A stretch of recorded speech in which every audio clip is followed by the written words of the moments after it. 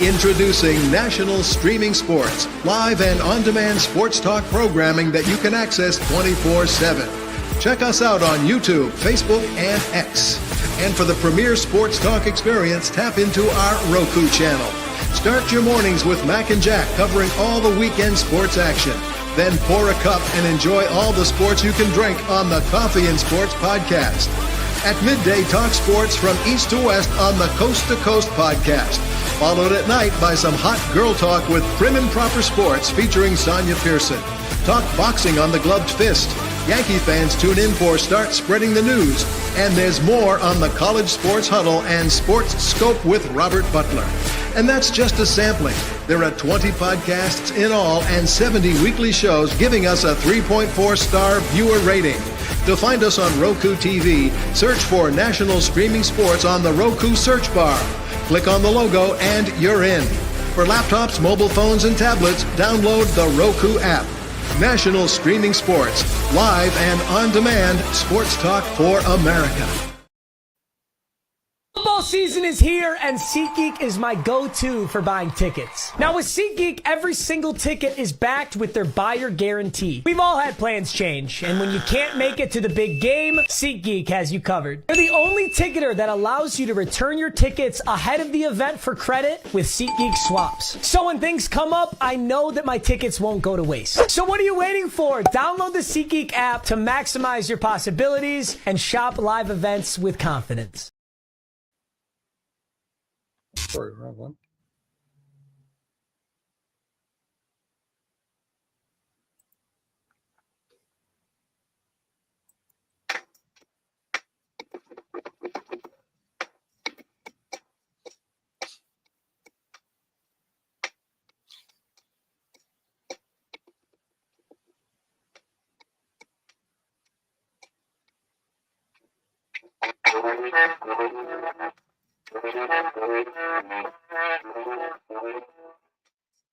We made it through Wednesday, and welcome to the Professional Sports Show.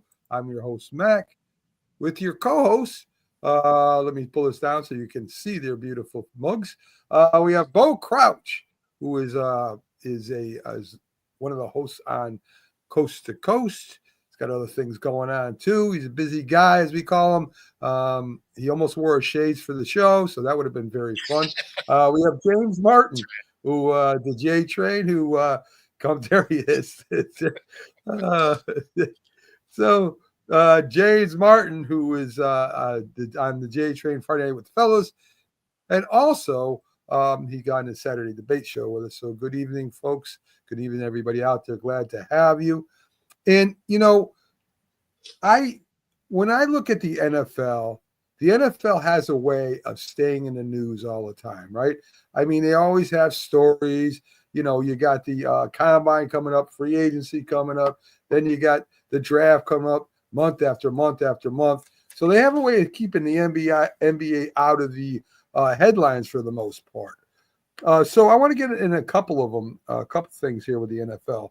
First, February 27th to March 2nd in Indianapolis, the combine is open to the public. Now, if you guys had a chance, would any one of you go to that to watch these young players?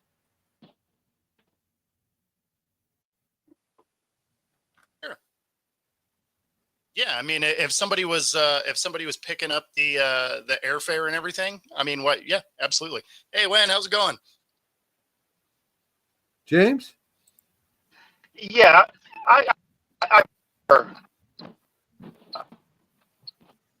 I definitely think I would definitely do what he does. Excuse me. I would do what Bo does, going letting somebody pay for it, and definitely go see what's going on. Especially if I'm trying to understand the business, understand the nuances of that particular aspect, scouting and the GMs, what they're looking for. I would definitely do that. Yeah, I would too. I mean, I know a lot of the ones that aren't going to have a problem getting drafted right away won't be there probably. They'll probably be doing the private workouts with teams. But you still got some good players that'll be lower that you can kind of take a look at, watch them interact with the GMs and the coaches. I think that would be pretty interesting myself. So I definitely go too. So we got free agency officially starting March 12th. One thing to keep in mind on that, real quick, is the other thing that would be beneficial for guys like us is getting out there. You get to meet. You'd get to meet all their scouts, or the scouts. You'd get to meet their representatives, stuff like that. So you would actually have an easier path to try and get some of those kids on shows also. Yeah. So, it's beneficial in that way too, because you can ultimately be working on potential guests and stuff just because, you're there and there's not a huge amount of outside noise, present. Great point, Paul. Free agency officially starts May 12th at 4 p.m. Let me give you a little look at what we have for free agents that'll be available. Sam Darnold will be available. Zach Wilson, Trey Lance, and Jacoby Brissett. Now, I guess Sam Darnold would be the best one to pick out of all of them. Zach Wilson, Trey Lance hasn't really shown anybody anything. Jacoby Brissett, pretty good bridge quarterback, right? I think he is. I just think that he hasn't really shown. He's been up and down, and I don't know if it's because the team that he played for, it really didn't have a lot of talent around him. But you saw the kid Drake May show that he's talented and that he's the future and the franchise player for that particular team. But somebody's going to bite and take the bait and take him as a bridge quarterback I could see the Raiders. I could also see Cleveland. I could see a couple other teams that would take him and have him as a second string or a bridge quarterback for some rookie that's coming in. Okay. All right. Wide receivers. I could see a team like Miami. I could see a team like Miami picking him up just because you can never trust if Tua's going to stay healthy. I could see Brissett being in that type of scenario. Someone will take Darnold as a bridge, probably. The other guys, man, they may be finding their way out of the league. Yeah, I could see that. I mean, I think Zach Wilson and Trey Lance were drafted so high that they might get a chance to stay in the league, right? I mean, Zach, yeah.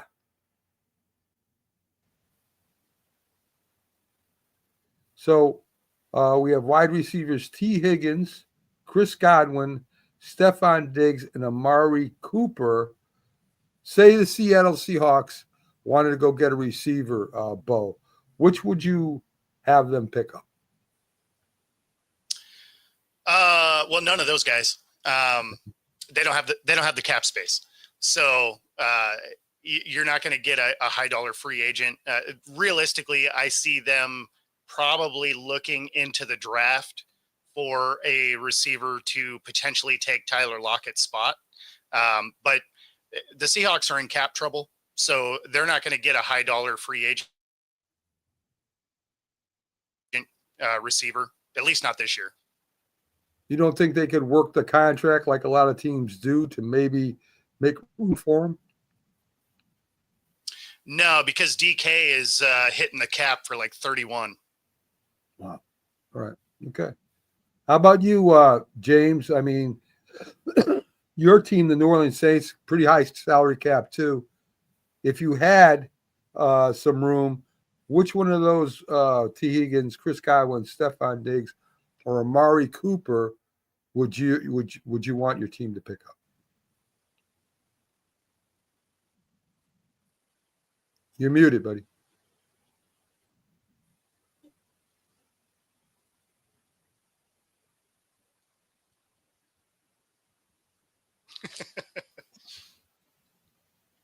This is probably the smartest thing he's ever going to say, too, when he's muted. James, can you hear me? You're muted. Man, you're muted. He's probably making a good point, though. Yeah, he is. It's probably, like I said, it's probably so in depth that maybe it's not ready for air yet.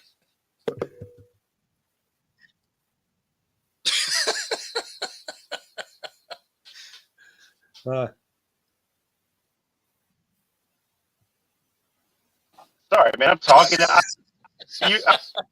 The mic muted.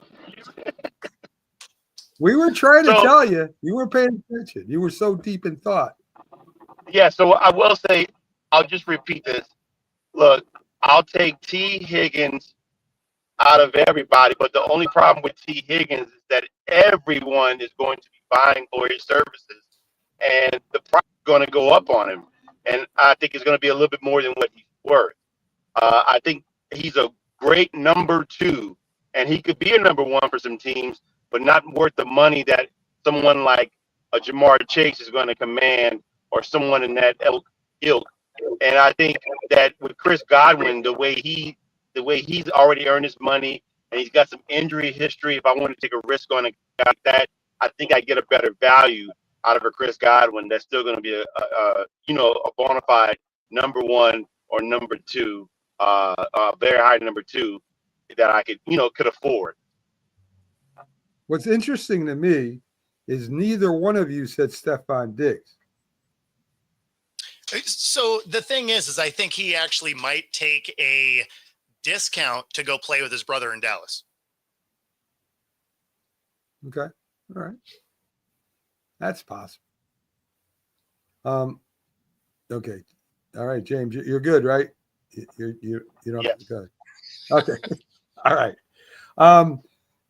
Sonia says it's really raining down there, so she's probably not going to make it on. And Tip said he had an emergency come up. So we'll cover the Dallas Cowboy news without him, which will probably do a better job anyway, because he's a Cowboy fan. So we'll see. So the draft, the NFL draft is at Lambeau Field this year, guys. Yep. Really interesting. I mean, I guess they'll have it outside under some kind of, some dome or some kind of canvas or tarp or something. But they make and you're going to have to buy tickets for this. And I could see them making some money off of this event, Bo. Yeah. I mean, you do, as a fan, you have to. I'm trying to get my credentials for it, but yeah, as a fan, you do have to buy tickets, which I think is something new. You used to be able to go to the draft, like a lot of it for free, from what I understood. I'd never been personally, but yeah, I did hear that they're going to be selling tickets to it this time around. Yeah, Jack likes to talk about like back in 1967, where at lunch break he went to a hotel and they were having the draft, and he sat in the into the balcony, and I'm like, Jack, okay, we heard this story 100 times already. Everybody knows about that. So anyway, so you got Tennessee going number 1, you got Cleveland going number 2, then the Giants going at number 3. I've seen different mock drafts, and I really don't pay attention too much. But when I do look at them, they have Cam Ward. I don't believe Cam Ward is going to be taken by the Giants. I think Shedeur Stevenson is going to be taken by the Giants. You think you're going to get Sanders? And of course, they're going to lose out on Travis Hunter. And I don't know if I'm good with that, but they do need a quarterback. Yeah. I think that I've seen some mock drafts that as weak as this. Go ahead, Bill. Oh, sorry. Again, lag. My bad. Yeah. So basically, oh, he's gone. Basically, I don't love this quarterback draft. You guys would probably almost be better to use that draft pick in a different way and look at maybe next year's quarterback draft. Maybe run it back with Drew Lock, something like that, and fill some of the other holes. Because it's not like you're a quarterback away. You guys have a lot of things you need. And, as deep as this draft is with offensive and defensive line, offensive line obviously is a concern for you guys. So it almost makes sense for you guys to trade back, get a couple of picks, maybe get somebody's first rounder for next year and focus on some of those quarterbacks, because I don't know if Sanders is necessarily the guy. I don't think any of the quarterbacks are ready to go week one. Now, Sanders and Cam Ward are both going to be forced to be that guy, but they both look like they could benefit from sitting a year. They won't get the opportunity, but both of those guys and then everybody behind them, they all look like they have a little bit of a project to them. So really, if it was the Giants, I would trade back and try and fill more of the needs that you have. Let's see. Can we get him on here? Let's see. Add to stage. No, he's out. Let's bring him in this one. There he is. Let's get rid of that one. Hey, there he is. Hey, James. There you are. I thought I had a twin. Oh, please. Anyway, I agree with you what you're saying, Bo, right? But I think the ball and Shine, this is their last year. This is it. And if they don't get a quarterback and they don't improve, I think they're fired. In fact, I think them getting a quarterback will give them maybe an extra year or two. Say, hey, he's a rookie quarterback. We got to get him ready. So I think just on that alone, they might go on and get Shedeur Stevenson. I mean, maybe, but at the same time, if you guess wrong a second time, you're not just getting fired from here. You're not getting another shot. Like, you can't miss on high value targets twice. Yeah, that's true. That's true. Like, you'd be better off to slow play that, get some of the things you need, basically let ownership know that, hey, this year isn't our year, right? Which it wasn't going to be anyway. You have the Eagles in Washington. They look like a little bit tougher task than your team is ready to handle. And so, this year isn't going to be your year. So why would you rush to a quarterback that probably needs at least a year to get into the NFL speed, rather than address one of the biggest concerns, which was an offensive line that got your guys beat up? Listen to me. I agree with you there. I hope they're listening to you, Bo. I really do. Definitely they aren't. So James, New Orleans goes 9th. I mean, I guess they're in a rebuild maybe, or are they in a retool? Where do you think they need help at? Everywhere. I definitely think they could use offensive linemen. They could use quarterback. They could use an edge, safety.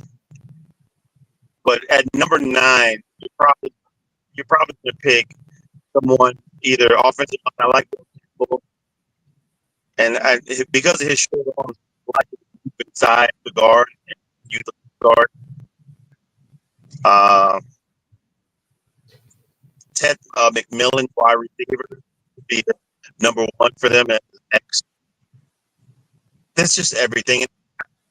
Ashton Genty, some drafts that would pair Kamara, considering with the Eagles. Yes. Bo was attacked by something. I'm not sure if it was one of those spiders or something. But his desk moved, and maybe there's an earthquake going on here. I don't know. Maybe we'll have a breaking news story with Bo with some kind of earthquake or hurricane or something. So we'll see if he gets back on or not. So we got Dallas at number 12. Like I said, Tip ain't going to make it in today. They didn't do too well in their free agency last year, that's for sure. They kind of messed that up. They normally draft pretty good, James. They normally do. They may have to fill some holes too. They have people that haven't signed yet, and they got like Martin may leave. He may be done. So they got some concerns over there on Dallas' side too. Look, there's been some mock drafts in regards to Dallas picking Benson because they need a running back. I can see that definitely, but also they need also line. So but I sincerely doubt that will fall to number 12. So I don't think there's any other lineman that will work at that pick. At 12, so likely a running back, and they're probably going to do some free agency as well. Yeah, I would think so if they want to improve that team from last year. That's for sure. Oh, there's Bo. Bo's back. Bo, you okay? Yeah. So weirdly, my dog figured out how to open a door, and so I had to make sure that she didn't break my door. But somehow she was able to turn a doorknob.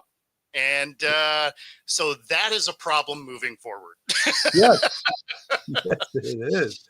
I was like, what's going on? Earthquake or something? It looked like it was a little shaky there for a second. Well, because she ran in here and immediately ran into the leg of my camera. Okay. And that's why I was like, be right back. All right. So yeah, but then she immediately laid down. So I guess she just wanted to be in here with me. I don't know. All right. Okay. There you go. We were talking about Dallas, what maybe they would go for as far as the draft goes. There is talk that Parsons may not be there this year, according to Ian Rappaport, that because the contract is so big and new coaching staff, and Zach Martin's retiring. You got a couple other defenders that could possibly leave. What do you think Dallas does? Yeah, I mean, probably one of the things they have to do also, I mean, there's a lot of teams that are going to benefit from the fact that this draft is kind of deep when it comes to the trenches. Dallas is another one where they're going to have to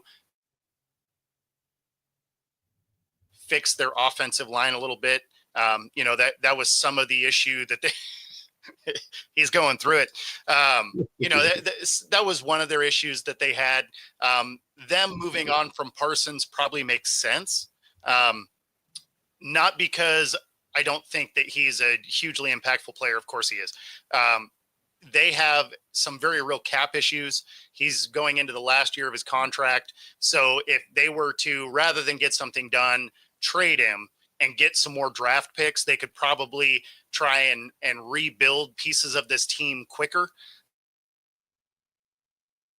I think they have a few more pieces than you guys, but they have a similar path, where their biggest struggle is.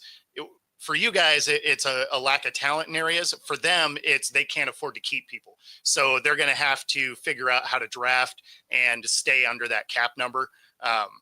Obviously having Dak, what his cap hit this year is like $85 million.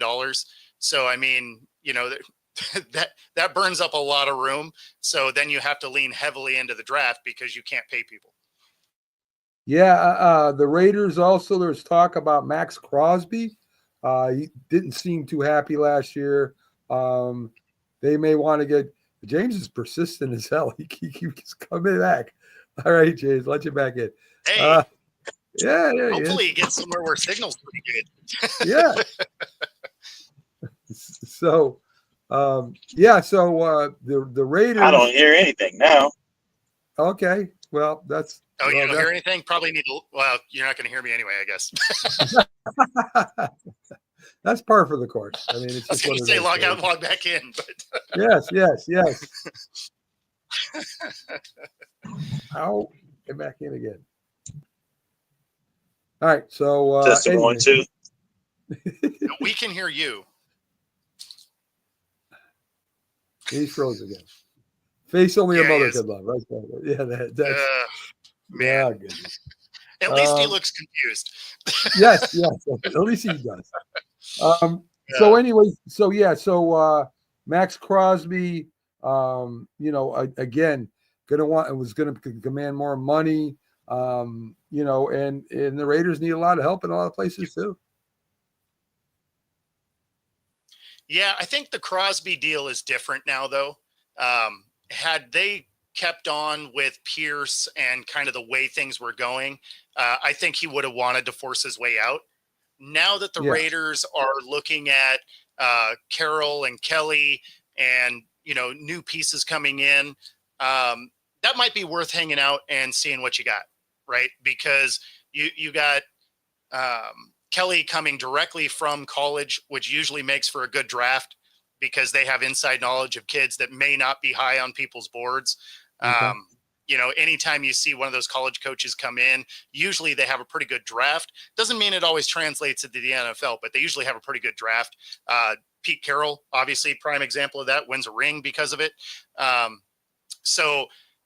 Crosby may be enticed to hang out with the Raiders just because they could be finally starting to build something. Can you hear us now, James? There he is. I can hear you. Yeah. Can you hear me? Yeah. Without the echo too. Wow. Yes. Look at that. I mean, we're improving. The podcast is just getting better and better as we go here. So, the Eagles, after Kellen Moore left, looking for a new offensive coordinator. There is a guy that was with Sirianni for the last 4 years, Kevin Patullo, who was a passing coordinator, associate head coach. Like we said, he's been there for 4 years. I wouldn't be surprised if he gets hired to be the new offensive coordinator there. Yeah, I mean, I would actually lean more towards them bringing Frank Reich back. Yeah, I heard that too. A couple of people have because made that he has point. history with Sirianni. Yeah. Because he does have history with Sirianni, I think that would actually be a good fit, and he is a good coordinator. Didn't he have a shot at head coaching before too? And yes, with Carolina. Yeah, and he spent 5 minutes with he spent 5 minutes with Carolina, but I was going to say he was with the Colts before that. Right. So Carolina was just like a cup of coffee, and on he went. So let's see. So Kansas City, and we'll probably talk about the Eagles again in a minute here. Does Travis Kelce retire? I mean, he was, when the three-peat was on, he was excited. He won the three-peat. I think he stays. Now he's having second thoughts. I mean, his brother's a broadcaster. They have a podcast. He probably gets a job as a podcaster. What do you think, Bo?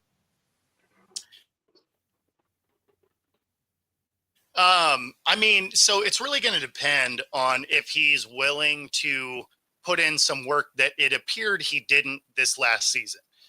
He looked like he missed a step. He looked like he was a little fluffier than he'd been in the past, right? So it just seemed like a lot of the off the field stuff might have influenced his game. So I think if he wants to do it again, he's going to have to get back to what made him great. Because he had gotten away from that. Obviously, he looked terrible through the playoffs here. The championship game and the Super Bowl were not great outings for Kelce. And he does have so many things off the field going on that if he wanted to retire, it would be a seamless, he would just jump right into it. But, does he want those last two games to be the last film that he puts out?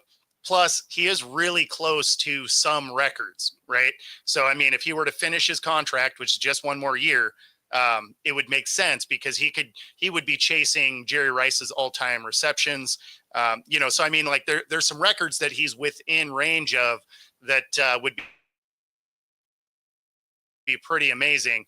But at the same time, he would have to put a lot more work in than what we saw from him this last year. Well, James, I mean, Kelce is, made enough money to live off for the rest of his life. He's got, what's her name, that he could get married to her and live happily ever after. I mean, I get it. When you play football, box, when you play a sport for a while, it gets in your blood, right? You wanna continue. And some people just don't know when to retire, don't know when to walk away, and they end up being worse than it was if they did. Yes, look, I would say that Travis Kelsey, there's a couple of factors going against him. One, age, and he's. I mean, and two, like Bo said, the lack of conditioning. You look back at someone like Tony Gonzalez. Tony Gonzalez played what till he was like 38, 39 or something like that. But he was in tip top shape. And when he was in Atlanta after he left Kansas City, he was still playing at a high level. He was one of the best in the game at the time. And I just didn't see that previous season from it seemed like he was not focused. He was more on Taylor Swift. Like he wasn't in tip-top shape. He looked like that boxer when Rocky in Rocky 3, when he wanted to go with that last fight with Clubber Lang, and Mickey wanted him to go to the gym and get in shape, and then he's like he put on he's more focused on his bravado and everything that was going on and having a big bash, but versus being hungry. He didn't seem like he was hungry. Yeah. So it looks like this guy wasn't hungry. So maybe that he does come back. He goes back for one last hoorah, and him and Patrick Mahomes, they get ready. They go out and they send him out with a bang. He tries to win another championship, but I just don't know, Mac. Unless they add another great receiver there and gets a couple other guys, they're great. But it looks like Philadelphia wants to be great too. Well, I mean, keep in mind, though, they do get Rashee Rice back, right? He tore his ACL in week 3, and he was looking like that dude, up until that point. And so you add him with Worthy, who obviously looks like a threat. The receiving core looks like it'll be all right. That being said, even if Travis Kelsey does go and get conditioning, they probably need to target a tight end in this draft, because even if he does come back, that's still not going to take away the fact that he's kind of lost a step here. And so one of the other things he'll have to understand coming into that next season is he may be playing at a little bit of a diminished value from what he has been used to playing throughout his career. And the Chiefs definitely need to get offensive line help. I mean, the Eagles got a great defense. Don't get me wrong, but God, he was sacked constantly, harassed constantly. They definitely need help on the offensive line. Let's see if they can, turn it around. I don't think they can this year, but we'll see what happens. Some questions, I told Bo, I was talking to Bo before the show, we pretty much, we covered the Super Bowl. He covered the Super Bowl. Everybody's really covered the Super Bowl. But there are some questions I think that need to be asked going forward.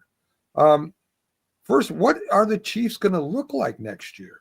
I mean, what are they really going to look like? Are they going to be, will they even win their division next year? Yes, I still think, unless Sean Payton, I mean, look, I do think that the Broncos have a chance, but they still have a lot of work to do. I like Bo just said, Rashee Rice is coming back. He was looking like that guy. I agree with that.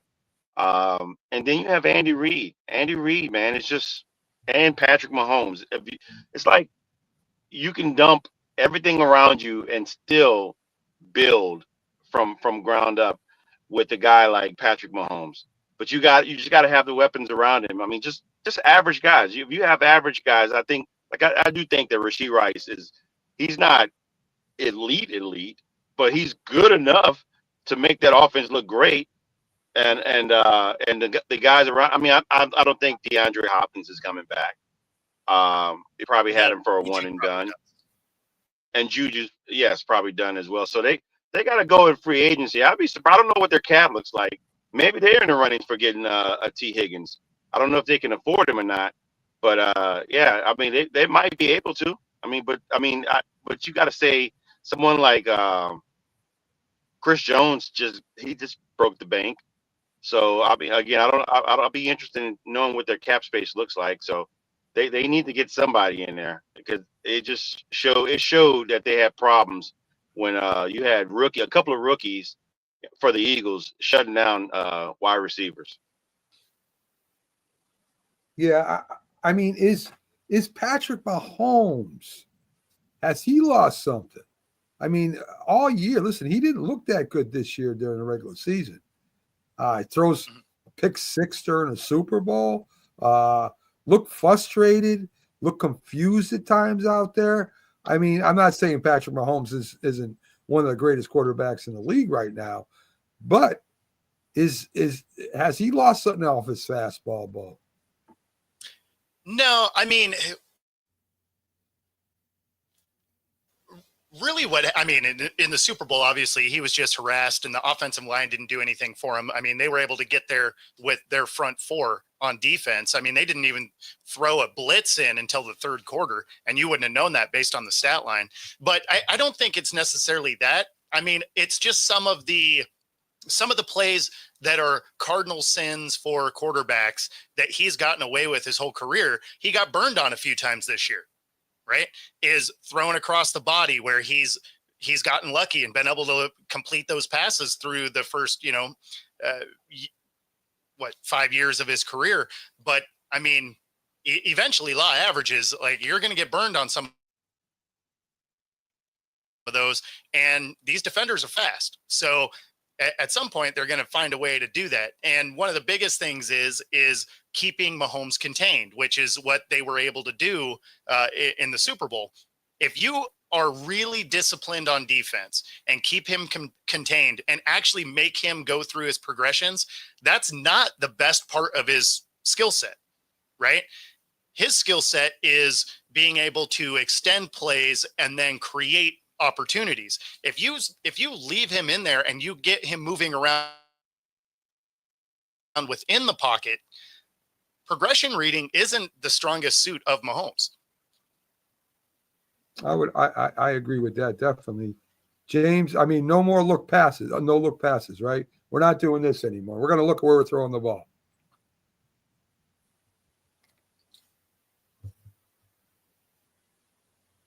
At least not with the talent that you have. Sorry. I want to say that in the history of football, when some of these guys that were top notch were at their best, their peak, they had another guy to throw to that was at their peak. I mean, you talking about Jerry Rice, Steve Young, Joe Montana. They're at their best. They had Jerry Rice. Troy Aikman had Michael Irvin. Tom Brady, at his best season, he had a Randy Moss. Yep. So he had Tyreek Hill. When he was an MVP, Tyreek Hill was there. I think that's probably what he's missing. I think that, I mean, not saying the offensive line, I'm not going to let them off the hook. You're right about that, Mac. But I think what he's missing is that top-notch guy. Is that guy that's an alpha dog, that's a receiver, that could be that Jerry Rice, that Randy Moss, somebody that the guy that can throw the ball like that needs a guy that can go get the ball as well. Well, and that's Worthy. So that's the big thing. Worthy, what did he post at the combine? It was like a 4.25 or something like that. Like, it was insane speed. So I mean, he does have a fast guy again. Yeah, he does. Of course, you're talking about Brady. Not only had Randy Moss, but he also had Gronk, who was a huge part of their success there too. So I mean, a great tight end too. Agreed. How many times did the Eagles go to the Super Bowl in the next 5 years? Not necessarily win them, but how many times in the next 5 years do they go, James? I'm going to say 2 more times. And right now, because they're young, and right now because the coaching aspect of Detroit has been decimated, because that's another young team that seemed like they were destined to get there, and it just unraveled. And I think it's even more telling with Detroit, because some of the other coaches left to go to follow the coordinators. And so that's kind of scary. So they must be getting off the ship before it starts sinking. And so I'm just thinking that the Eagles got a couple more years out of Saquon Barkley as their guy, but they gotta get an offensive coordinator, and that's going to be scary to me. If an offensive coordinator comes in and just fills the shoes immediately of Kellen Moore, I'm a little more concerned about getting Kellen Moore in New Orleans as the head coach, because I'm like, was it the team or was it Kellen Moore or was it both? You know, the question's up there. I think Kellen Moore made it more of a running team than passing team. I think with Dallas, he made a big mistake. I think he tried to pass the ball more than run the ball. Of course, he didn't have the greatest running backs either, but still, I think it was a different philosophy there. I think he kind of learned his lesson. I think he'll be a good head coach in New Orleans. It's going to take a few years. There's no doubt about it, but I think that he'll be a good head coach in New Orleans. I hope so. Okay, there you go. Bo, if you're the owner of the Seattle Seahawks. James, you're the owner of New Orleans Saints. I'm the owner of the Giants. What would you not do? What would Howie Roseman be worth to you to try to get him away from Philadelphia? Because we know he's the architect of that team. I mean, the guy to me is worth as much as a good head coach. I would do everything in my power to try to get him away from the Philadelphia Eagles. What do you think?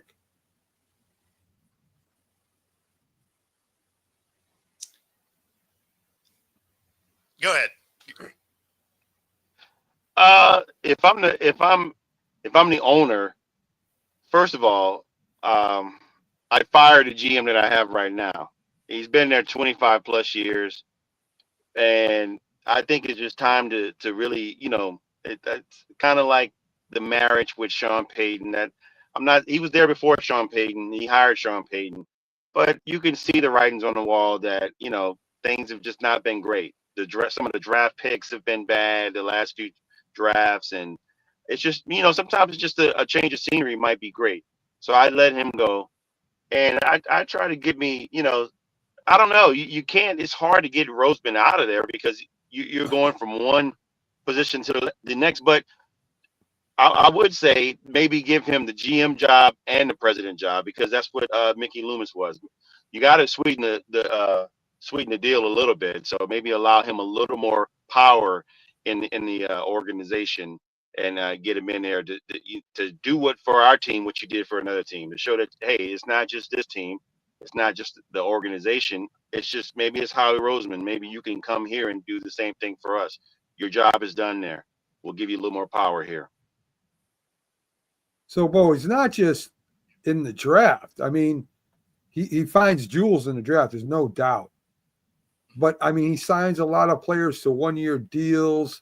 He fills in every year. He seems to fill, and the Eagles seem to just refill, right? I mean, even when Saquon wasn't there, they still were successful with Howie Roseman as their GM.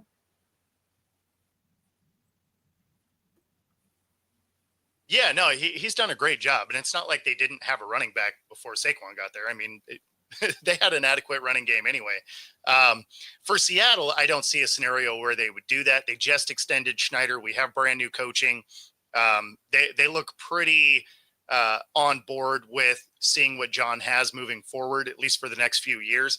So I don't really see a scenario where they would eat that contract they just had him sign to try and go get somebody.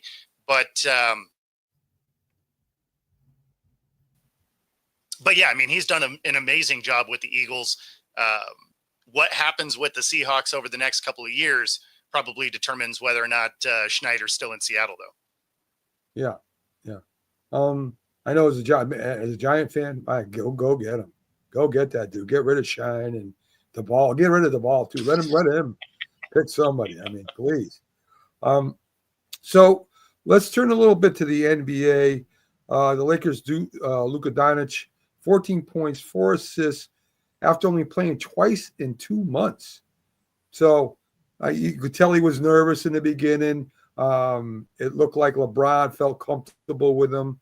on the floor at the same time. I think they'll be playing a little bit more separate because they're almost the same player, right? They both bring the ball up. So I think they're going to start doing that a little bit more. You got Reeves there who wants the ball too. So there's a little bit of tug of war there, I think. But I think that this is going to work out better than people thought in the beginning, James, who said, oh, no, this isn't going to work. Yeah, and then I think there's a little bit of there's no contention about which I was thinking. There's a little bit of communication in regards to LeBron James not deferring, but playing off ball a lot more. He's gotten better with that, and you can see he'll take the pass underneath, and he's a big guy. He's like a freight train coming down there, so he can play the 5, he can play the 4, he can play 3, or of course point guard. But LeBron James, man, I think they still play together. And I don't know what JJ Redick wants to do, and I'm pretty sure he's got some designed, schedules for certain players to play together. But they're still up for a big. I think they just got a guy in Europe. That's what they really need. They need somebody that's obviously he was a lottery pick before in the pros, and he was playing in Europe. He's 31 years old. Alex something, I forgot his name, but 7-footer. Yeah. So they got a 7-footer guy to help them, and of course Jackson Hayes is their starter right now. So we'll see. I think I was talking to you about them not having a good bit of defense, but I think I might be wrong, because I think the last month or so they've been highly rated defensively. So we'll see. But that, of course, that included some games with Anthony Davis too. So I mean, take that for whatever it's worth. But I definitely think they have opportunity here. We'll see how it goes. The main thing is, the key is health and conditioning. So we'll see how that works, and chemistry. I'd like to see a few more games to go with them and see how that goes. But Luka, look, he got 14 points and a few assists.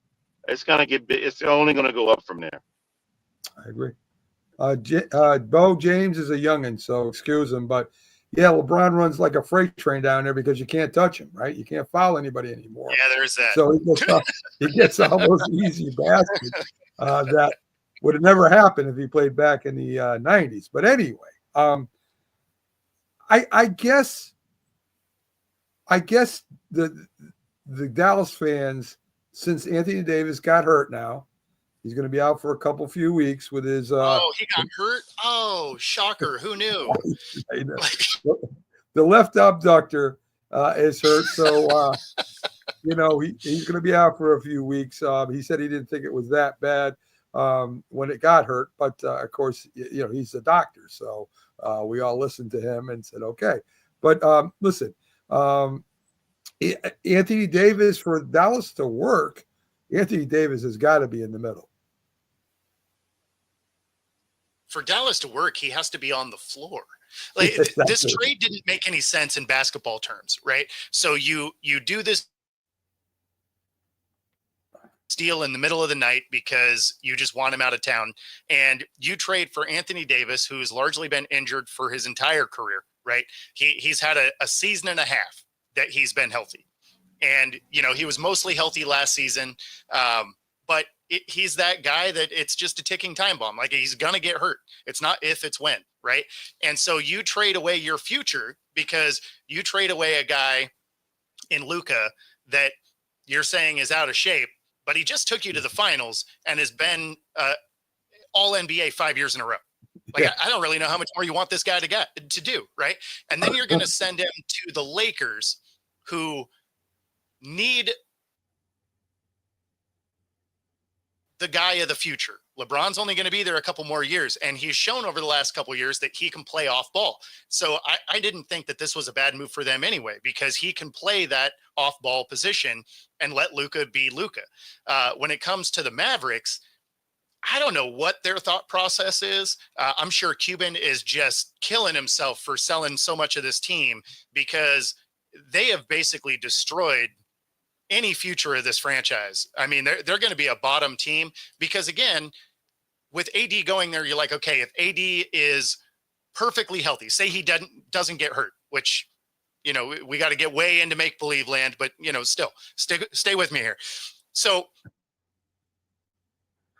you mean to tell me that now you have a team with AD and Kyrie where neither one of those guys are that guy, right? Like none of them want to be the alpha guy. They want to play ball, right? Similar to KD, right? Where they play their best ball is if someone else is the floor general that's controlling the show, that is that alpha dog, that guy, right? All three of those guys are elite talents, no question. But anytime they've had to be the guy, it has not worked.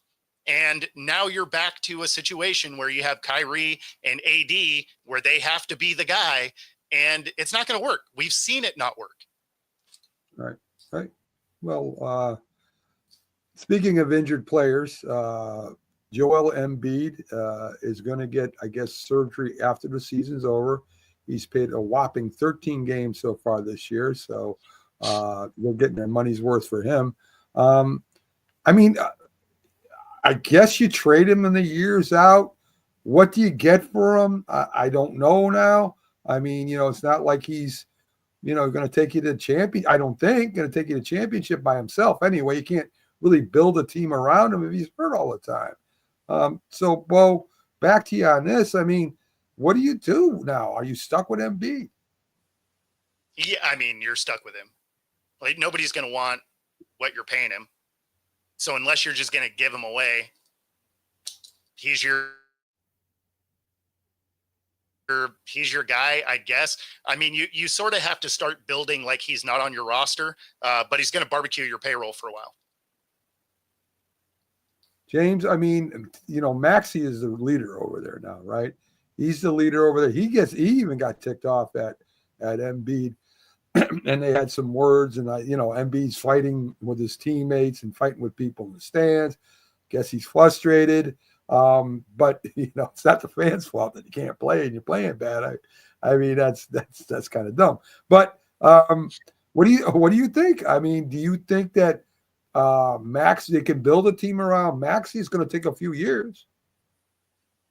Of course. I mean, there's a few key pieces there already, but Embiid has to be the one that has to go. I mean, not only is he a player that cannot stay healthy, but he's a distraction now. And he's getting older. It doesn't get better by the minute. I mean, it gets worse. I mean, clearly 13 games is not anything to chalk, especially when we're past the half point of the season. I just really think that Maxey, he what is he averaging? 27 a night? He's killing it. He's killing it, man. But he just need help. He need help. And I think you dump the weight, unfortunately, with I don't know what they do with Embiid, because who's gonna want that albatross around their neck? Nobody. With that amount of money and that no playing time. I mean, it's like Kawhi Leonard can't go anywhere. Who's gonna take him? But Kawhi has a better attitude. I mean, I'm just not going to take Embiid. He's a big man. Again, an aging big man with one leg and a high dollar paycheck. That just doesn't work out together. So it's just unfortunate. He's got to try. That's why he's trying to figure out how to work it with them. But I mean, he even came out public, said that he can't play back to backs. Yeah. That's crazy. If I'm a fan. And I mean, hearing this, and I want to see a marquee game against one player versus a LeBron James come to playing against Embiid, and neither guy plays. I'm ticked. Or I'm like, well, what am I paying my hard-earned money for? And this is not what you want to hear. That's not great for the organization. So I do think they can build around Maxey, though.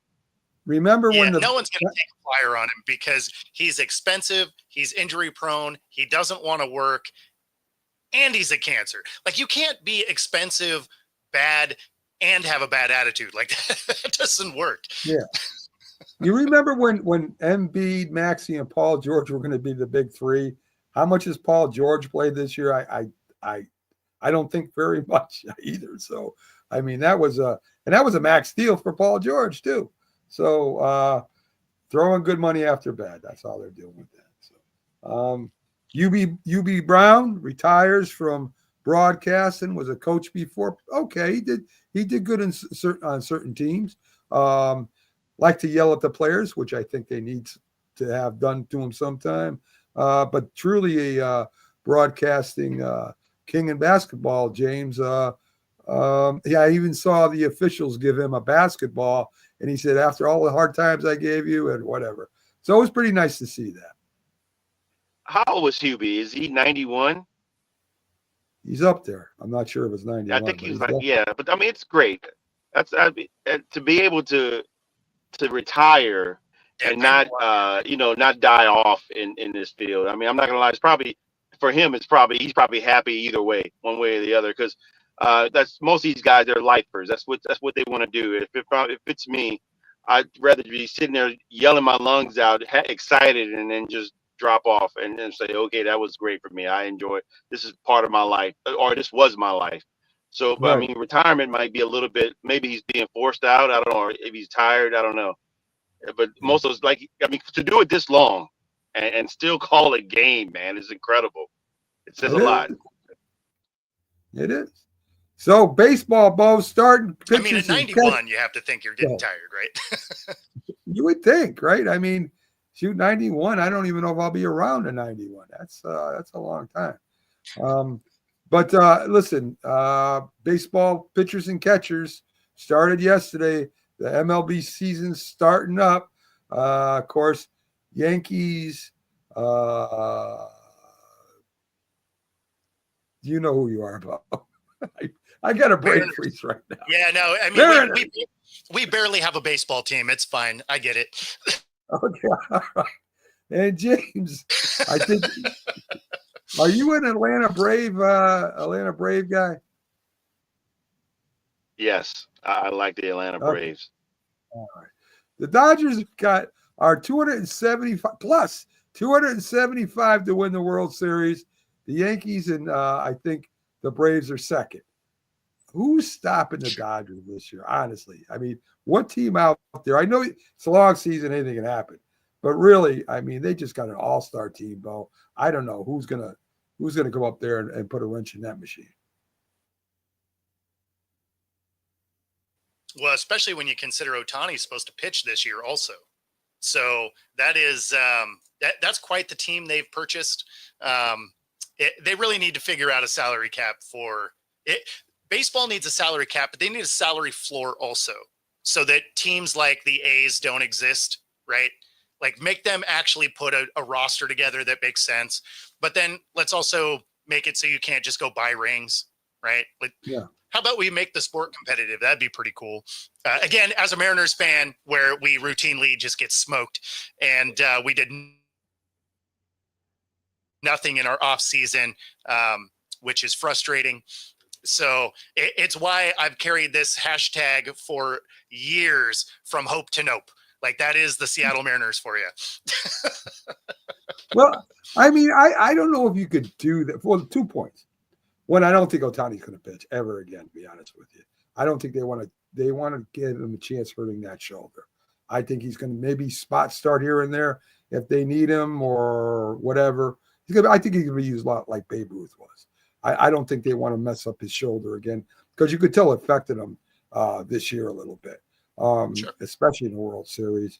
And secondly, I mean, how can you tell a team what to spend and what not to spend?